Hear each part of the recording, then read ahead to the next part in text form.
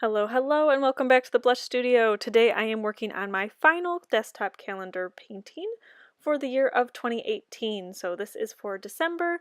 So as you can see, I am adding some pine needles in here. I just wanted to give it more of a wintry feel along with my florals. So I have a big magnolia there. I'm adding some winter berries. That'll be a nice vibrant red color, as well as some other greenery. Now to mix today, I am actually working directly off of my November painting palette. I didn't really have a lot of painting to do in November, so I have a lot of leftover. And so I'm taking the rusty red that we had originally for November and I'm really brightening that up. I'm adding a lot of the alizarin crimson and just really trying to saturate that puppy up. I was actually interrupted during my color mixing, so I just was wetting the color again. And then over here you can see that I'm adding a lot of my indigo to the blue. I really wanted this to be nice and rich and deep, and where before it was, for November, it was really more of a desaturated, kind of to indicate the death of all of the plants in November. So I didn't want to have that in December.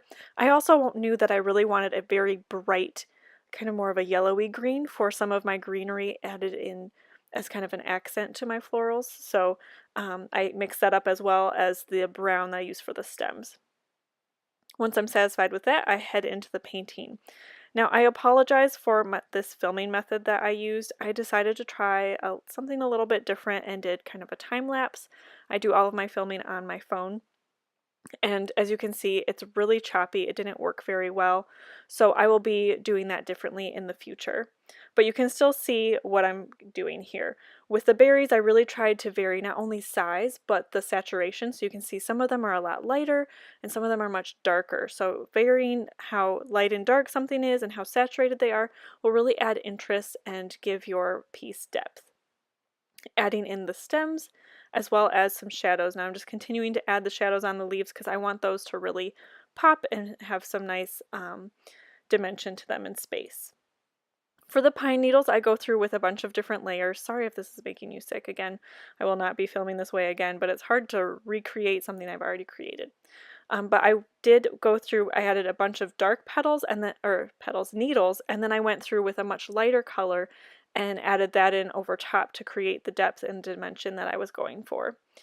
Then I have my just light beigey color that I used throughout this piece to add the shadows for my magnolia bloom and the bud over there on the left. So throughout I kind of added a little bit of like the lighter green to certain spots on the magnolia as well as some red that you'll see in a minute, but in general I decided to just stick with the more pure color and so that it really looked white rather than adding in other colors like I normally will do. Tried it out, I'm not sure if I love it, but that's kind of what these calendars are for, just experimenting and doing different things. And here's the final painting after I added the ink and scanned it. You can see how the different variety in the colors of the berries really help to give it some character and dimension. I did upload this design to my Society 6, so if you're interested in having this item on home decor like the ones that I'm showing now, or if you would like to see this calendar, you can follow the links that I'll have down below. Thank you so much for watching. Please comment, like, and subscribe down below.